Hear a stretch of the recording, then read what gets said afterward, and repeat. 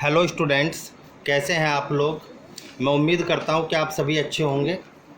काफ़ी लंबे समय के अंतराल के बाद आपकी ऑनलाइन क्लासेस दोबारा से स्टार्ट की गई हैं, क्योंकि बीच में वैकेशन हो गया था और उसके बाद आपकी कंटिन्यू दोबारा आप क्लास स्टार्ट की गई हैं, जो कि कंटिन्यू चलेंगे।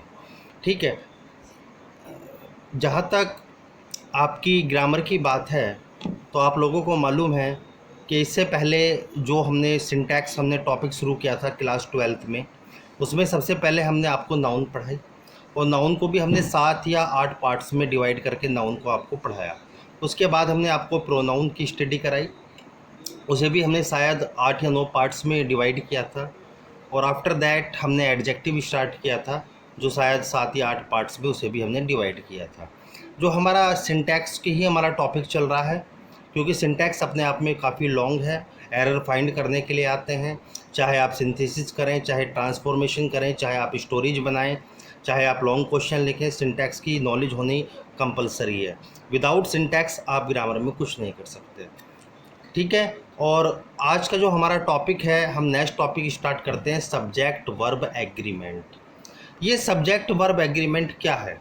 पहले तो इसे आपको समझना होगा कि आखिर कहीं ना कहीं सब्जेक्ट और वर्ब के बीच में आपस में कोई ना कोई एग्रीमेंट हुआ है। ठीक है ना। देखिए, कोई भी सेंटेंस हो इस दुनिया के अंदर, बिना सब्जेक्ट और वर्ब के वो सेंटेंस नहीं बन सकता।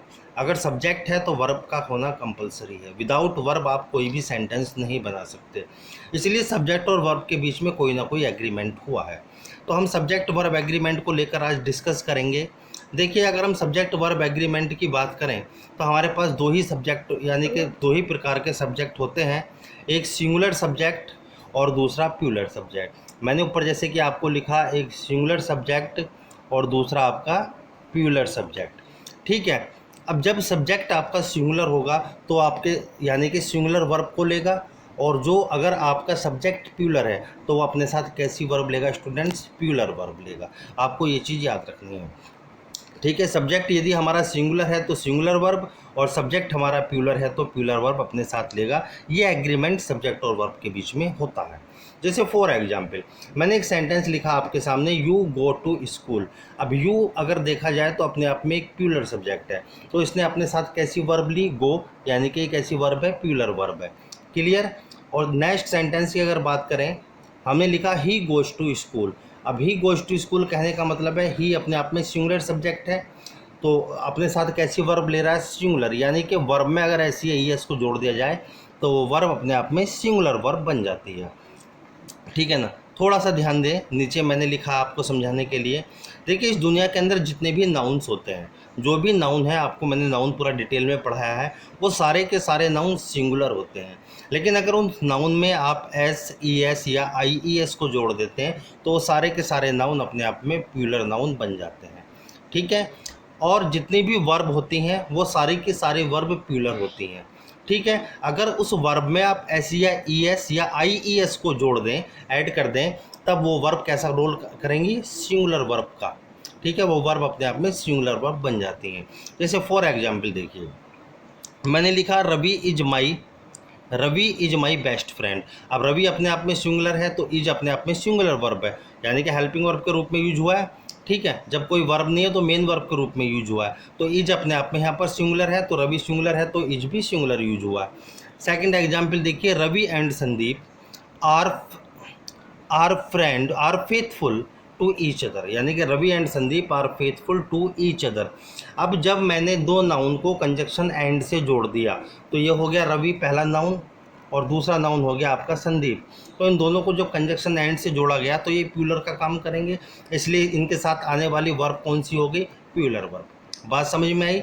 जब भी मैं दो नाउन को कंजक्शन एंड से जोड़ता हूँ तो वो प्लूरल वर्ब की, यानी कि उनके साथ आने वाली वर्ब कैसी होगी? Plural verb. लेकिन ऐसा सबके साथ होता है? ये जरूरी नहीं है। जैसे फॉर एग्जाम्पल देखिए next, Mohan and Ravi are planning to visit Goa. अब मोहन और रवि यानी कि दो नाउन को कंजक्शन एंड से जोड़ा गया तो दोनों मिलकर प्लूरल का काम कर रहे हैं, इसलिए इनके साथ आने वाली वर्ब भी प्लूरल वर्ब ही यूज की गई है। ठीक है। अब हम सब्जेक्ट वर्ब एग्रीमेंट को डिटेल में पढ़ेंगे। ये तो छोटे छोटे एग्जाम्पल्स थे केवल आपको समझाने के लिए। अब इसके जो मेन रूल हैं, जो फोकस है मेन हमारा, हम उस पर चलेंगे। देखिए, जब आप दो सिंगुलर नाउन को कंजक्शन एंड से जोड़ते हैं, मैंने लिखा हुआ है सामने रूल नंबर फर्स्ट में, जब आप दो सिंगुलर नाउन को कंजक्शन एंड से जोड़ते हैं और पहले नाउन के साथ यदि आर्टिकल ए, एन और दी का यूज है, दूसरे के साथ नहीं, केवल पहले नाउन के साथ, तब वो हमेशा यानी कि सिंगुलर सब्जेक्ट की तरह यूज किया जाता है और उसके साथ आने वाली वर्ब भी सिंगुलर वर्ब ही कहलाती है। कैसी वर्ब कहलाती है? सिंगुलर वर्ब कहलाती है। ठीक है, और उसके साथ यानी कि सिंगुलर वर्ब का ही यूज उसके साथ किया जाता है, सिंगुलर सब्जेक्ट के साथ। ऐसा क्यों होता है? जब आप दो नाउन को कंजक्शन एंड से जोड़ेंगे और पहले नाउन के साथ यदि आर्टिकल ए एन दी का प्रयोग है, तो इस कंडीशन में वो एक ही व्यक्ति का बोध कराते हैं, केवल एक पर्सन की बात करेंगे, तो उसके साथ जो है आप सिंगुलर सब्जेक्ट का यूज करेंगे, यानी कि सिंगुलर सब्जेक्ट। ठीक है, और उसके साथ आप सिंगुलर वर्ब का ही यूज करेंगे। चलिए देखिए फॉर एग्जाम्पल, जैसे फर्स्ट एग्जाम्पल मैंने आपके सामने लिखा है, मैंने लिखा दी पोएट एंड टीचर। देखिए दो मैंने नाउन को जोड़ा कंजक्शन एंड से, दी poet and teacher is coming. अब देखिए जब दो नाउन को मैंने कंजक्शन एंड से जोड़ दिया तो आपने देखा जो पहला नाउन है आपका पोएट, उससे पहले आर्टिकल दी का प्रयोग है, उससे पहले आर्टिकल दी का प्रयोग है, तो ये दी पोएट एंड टीचर, इसका मतलब है कि पोएट, जो पोएट है वही टीचर है, जो टीचर है वही पोएट है, यानी कि एक ही व्यक्ति का बोध करा रहे हैं। तो इसके साथ आने वाली वर्ब कैसी होगी? हमेशा सिंगुलर वर्ब। देखो मैंने इज का प्रयोग किया, इज कमिंग। सेकंड एग्जाम्पल पर चलते हैं, मैंने लिखा the singer and dancer has gone away. अब the singer and dancer has gone away, देखो दोनों मिलकर एक ही व्यक्ति का बोध करा रहे हैं, तो हैज यानी कि इसके साथ भी आने वाली वर्ब कौन सी होगी? Singular verb.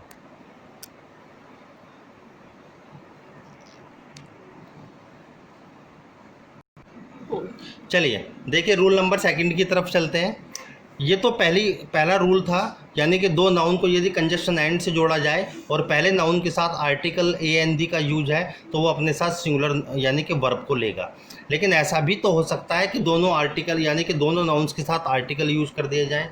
ठीक है, यदि दोनों नाउन को कंजक्शन एंड से जोड़ा जाए और दोनों के साथ या तो ए का प्रयोग हो या एन का या दी का, तब इस कंडीशन में दो अलग अलग व्यक्तियों का बोध होता है और दोनों मिलकर प्यूलर सब्जेक्ट का काम करते हैं, इसीलिए उनके साथ आने वाली वर्ब कैसी वर्ब होगी स्टूडेंट्स? प्यूलर वर्ब होगी। ठीक है, जैसे मैंने एक आपके लिए स्ट्रक्चर लिखा है, ए एन दी प्लस नाउन, ठीक है, प्लस एंड से जोड़ा गया, फिर ए एन दी, फिर plus noun is equal to किसके बराबर हो गया? प्यूलर सब्जेक्ट के बराबर। ठीक है, और ये कैसे नाउन लेंगे? यानी कि प्यूलर सब्जेक्ट बन गया, तो इसके साथ आने वाली वर्ब हमेशा प्यूलर वर्ब की ही यूज की जाएगी। फॉर एग्जाम्पल देखिए, इसी एग्जाम्पल को मैंने रिपीट करा थोड़ा चेंज करके, मैंने लिखा the poet and the teacher are coming. अब देखो दी पोएट एंड टीचर का मतलब क्या है? यानी कि पोएट से पहले भी आर्टिकल दी और टीचर से पहले भी आर्टिकल दी, इसका मतलब ये दोनों अलग अलग व्यक्ति हैं, पोएट अलग है, टीचर अलग है, तो आने वाली वर्ब कैसी होगी? Plural verb. मैंने आर का यूज किया। ठीक है, जैसे मैंने दूसरा एग्जाम्पल लिखा, the singer and the dancer have gone away. अब देखिए सिंगर यानी कि एंड डांसर, दो नाउन के साथ आर्टिकल दी का यूज है, तो दोनों प्यूलर सब्जेक्ट की तरह यूज हो रहे हैं, तो आने वाली वर्ब भी कैसी होगी? Plural verb have. Clear? Next rule की तरफ चलते हैं। देखिए मैंने लिखा सम मोर पेयर्स ऑफ वर्ड्स। कुछ ऐसे पेयर्स होते हैं जो जिन्हें इकट्ठा मिलाकर जब लिखा जाता है तो वो अपने साथ हमेशा सिंगुलर वर्ब का ही यूज करते हैं, लेते हैं, यानी कि सिंगुलर वर्ब अपने साथ लेते हैं। कैसे पेयर्स हो सकते हैं वो स्टूडेंट्स? जैसे देखिए मैंने लिखा राइस एंड करी, ठीक है, मैंने लिखा आपके लिए साथ ब्रेड एंड बटर, फिर मैंने लिखा कमिंग एंड गोइंग, मैंने फिर लिखा यानी कि slow and steady, truth and honesty, ठीक है, मैंने लिखा crown and glory, bag and baggage. देखिए ये सारे पेयर्स अपने साथ कैसी वर्ब लेते हैं? सिंगुलर वर्ब लेते हैं। ठीक है, सिंगुलर वर्ब। जैसे मैंने फॉर एग्जाम्पल देखिए, नीचे मैंने लिखा bread and butter is my favourite breakfast. अब आप देखिए ज़रा थोड़ा सा समझें, मैंने इज का प्रयोग क्यों किया? आप समझेंगे कि ब्रेड अलग है बटर अलग है, नहीं। जब आप सुबह को नाश्ता करते हैं तो ब्रेड और बटर का सेवन आप मिलाकर करते हैं, पहले ब्रेड रखते हैं उसके अंदर बटर लगाते हैं तभी तो आप खाते हैं। ठीक है, इसलिए दोनों मिलकर सिंगुलर का काम करते हैं। लेकिन ऐसा भी तो हो सकता है अगर इन्हें अलग अलग कर दिया जाए तो इनके साथ आने वाली वर्ब प्यूलर वर्ब हो। ठीक है, जैसे bread and butter is my breakfast, तो दोनों को मिलाकर यूज किया गया, तब इसके साथ आने वाली वर्ब कैसी वर्ब हुई? Singular verb. ठीक है। नेक्स्ट एग्जाम्पल देखिए, bread and butter are sold in my shop. अब आप किसी दुकान पर जाते हैं और उससे कहते हैं भैया मुझे ब्रेड दे दो और बटर दे दो, वो आपको मिलाकर तो देगा नहीं, अलग अलग देगा, ब्रेड अलग देगा, बटर अलग देगा, तो ये दोनों अलग हो गए, इसलिए इसके साथ आने वाली वर्ब कैसी होगी, प्यूलर वर्ब। तो are sold in my shop. चलिए जैसे फॉर एग्जाम्पल नेक्स्ट और एग्जाम्पल्स देखते हैं। Slow and steady wins the race. अब विंस कहने का मतलब क्या है, WINS, ये वर्ब अपने आप में सिंगुलर बन गई। ठीक है, ये वर्ब अपने आप में कैसी वर्ब बन गई, सिंगुलर वर्ब बन गई, विंस। अगर WIN विन होता तो ये वर्ब कैसी होती, प्यूलर वर्ब होती। तो ये सिंगुलर वर्ब अपने साथ ले रहा है। नेक्स्ट एग्जाम्पल देखिए, राइस एंड करी is my favourite food. Rice and करी, देखो इसके साथ कैसी वर्ब आई, सिंगुलर। जब आप राइस एंड करी को खाते हैं तो मिलाकर खाते हैं, ऐसा नहीं कि पहले आपने चावल खा लिए ऊपर से कड़ी पी ली, नहीं, दोनों को मिलाकर ही आप यूज़ करते हैं। ठीक है, चलिए स्टूडेंट्स नेक्स्ट रूल की तरफ चलते हैं।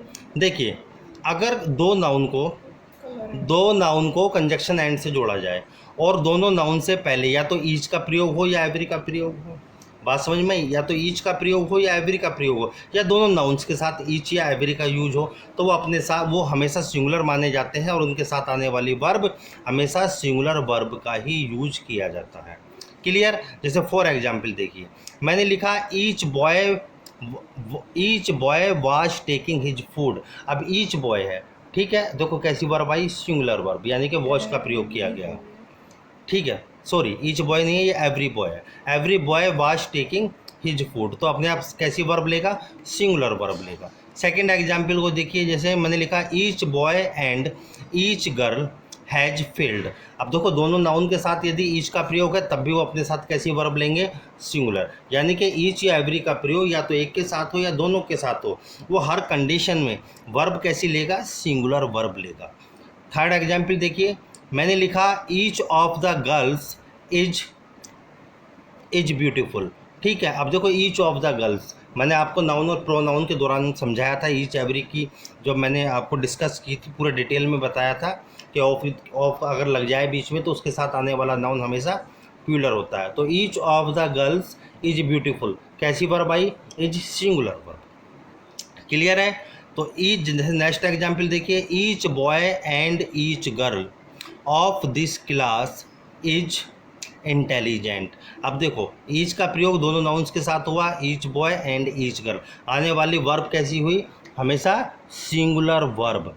बात समझ में, सिंगुलर वर्ब का यूज किया गया ईच का।